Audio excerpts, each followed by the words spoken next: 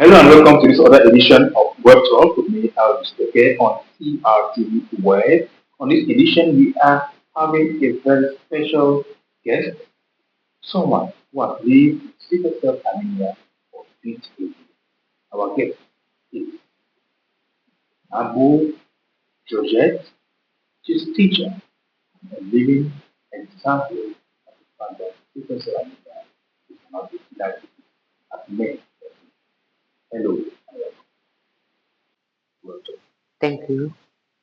We are going to begin straight away with this report that presents to you the daily life and reality of our guest.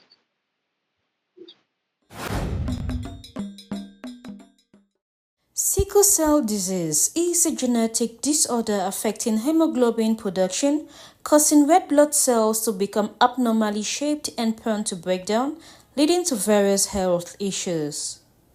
Abu Georgette, a devoted teacher and mother of two, was just 8 years old when she learned she carried the sickle cell trait. With determination, she managed her condition with diligently following medical advice and nurturing her health with a diet rich in fruits and vegetables. Her children are her profound source of strength, steadfast companions through life's trials, and constant motivators to press forward. Today, Abu Georgette leads a rich and inspiring life, exemplifying how resilience, fortified by love, discipline, and attentive care, can triumph over the complexities of living with sickle cell disease. We have just seen in that report how our guest, uh, Madame Abu Georgette, spent her day with her family and ordinary lifestyle. But to develop the questions, let's start straight away to find out from her. Tell us, at what age did you discover that you were a carrier of the sickle cell anemia? Mes parents découvrent que je suis drépanocytaire quand j'ai 8 ans, à la suite du décès de ma cadette, parce que je suis née dans une fratrie de 3. Donc, quand ils perdent leur deuxième enfant, c'est là où le médecin appelle mon père pour lui dire, comme vous voyez, cet enfant est mort de drépanocytose. Mes parents n'avaient aucune idée de la maladie. Et le médecin a demandé s'il y avait un autre, ou deux, ou trois. Mon père dit, il me reste un. Il faut revenir avec cet enfant. C'est à ce moment qu'on découvre que je suis drépanocytaire. She discovered that she was a carrier of the sickle cell around the age of 8 when siblings passed away and left her officer called her father or her parents to the hospital and asked if she had other children because the children were all victims of sickle cell anemia. And that's how they got to the forms of the father of the sickle cell. How was it like? How do you all along? Do you have some challenges going on as a young person? Donc, mes parents ne m'ont pas expliqué tout de suite ce que c'était la drépanocytose. Donc, eux, ils ont su et ils ont commencé à gérer. Moi, je grandissais avec des crises. C'est à partir de 12 ans, étant déjà au collège, que mes camarades ont commencé à se moquer de moi. Comment j'avais les yeux jaunes, comment je ne courais pas, je ne faisais pas de sport, j'étais fatiguée. Je suis rentrée à la maison, poser la question à mes parents. Pourquoi on se moque de moi à l'école? Pourquoi mes yeux sont jaunes? Pourquoi? Beaucoup de questions. Et c'est là où mon père a pris le soin de m'expliquer et de me dire comment est-ce que la maladie était entrée en moi. Si j'avais su, je n'aurais pas épousé ta mère. Il me l'a dit. Ne prends pas ça comme une mauvaise chose. Ça va aller, on va te soigner.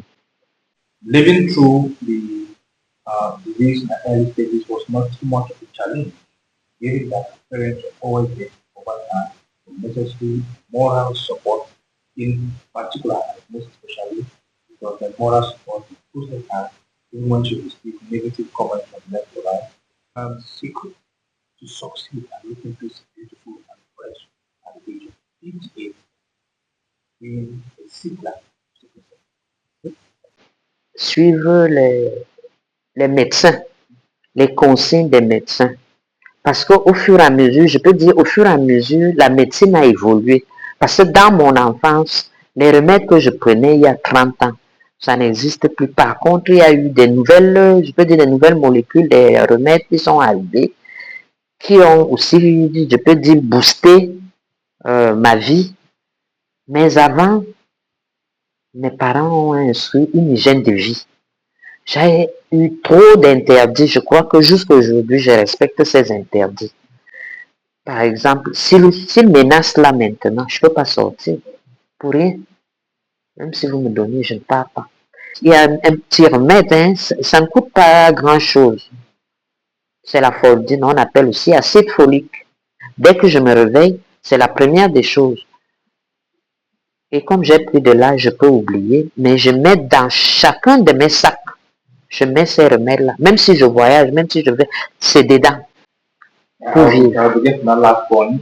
Most importantly, what has been associated, loving herself, respecting the key principles of discipline Ah, that has been prescribed in her life since childhood, and is avoid excessive cold, avoid excessive heat, dress warm, and she's uh, taking a medication, a small medication, which is in all her bags so that she doesn't forget, and to take one tablet every day, and most importantly, drink a lot of water. And this and the secret, she's telling us that has been keeping her living all these years. Now, would like you to share with us any cases of crisis. Have you had a crisis that has affected you and you have been so scared? Share with us some of those moments. absolument. Très. Bon, quand j'ai eu l'âge de 20 ans, là, vraiment, c'était difficile, c'était pathétique. À ce moment, j'ai eu 4 transfusions cette année-là. Ça a été très difficile. Je voyais vraiment que j'allais partir. Et mes parents ont tenu bon. J'ai eu 4 transfusions. Euh, j'ai eu très mal. J'ai fait un coma. Je crois que c'était 33 jours. Oui, c'était 33 jours. Ce n'était pas bon. Mes parents et l'hôpital, il a mis de l'argent, les transfusions, on m'a récupéré. Dieu merci, je suis revenu. Ça a été difficile. C'est la crise la plus mémorable vraiment de ma vie. 33 days in the coma, but thanks to the effort of my parents and medical team, she recovered from that coma that moment. She felt and she was afraid that she could pass away. If you are just joining us, you are watching Web Talk, the parents here on ERTV, where our guest is Georgette Abu and Bono. She is a stickler and has lived with sickle cell anemia for about 58 years. We know she has a family and she's also working. So what do you do in life and how do you cope? Family, And work, and children. this illness with the children. Yes. Et je vais vous dire que je travaille et j'aime bien mon travail. À la maison, je m'occupe bien de mes enfants. Dieu merci. J'ai eu 2 enfants. Et les 2 enfants sont déjà grands. Ils sont aussi des parents déjà. Bon, vous savez, en Afrique, généralement, quand une femme est déjà drépano, c'est tout le monde qui fuit, qui prend un peu de distance. Même quand un homme vous aime, il vous dit, je vais vous épouser, on lui dit, même dans sa famille, que vous allez porter la malchance. Vous voyez un peu. Bref, j'ai élevé mes enfants dans la stricte, une éducation très dure, rude, comme ce que j'ai reçu de mes parents. Et je dirais que ce sont mes grands accompagnateurs aujourd'hui. Quand je fais des crises, c'est mon garçon qui me porte, hein, porte comme un bébé. Il met dans la voiture, il va à l'hôpital, c'est la fille qui cherche les remèdes à gauche et à droite. Today, she's not just a mother, but a grandmother of at least 2 children and 2 grandchildren as well. And she's telling us that our children are force that help her especially when has crisis, and this has really been a major boost in our life as students. Now, you have lived with this student for 8 years, but it is common to see that most children having sickle cell die at the ages of 17 and 25. Mhm. What advice do you give parents who have children who are sickle cell? Je peux d'abord dire aux parents, quand les crises surviennent entre 0 et 12, 13 ans, l'enfant n'est pas encore conscient. Donc, le parent doit gérer.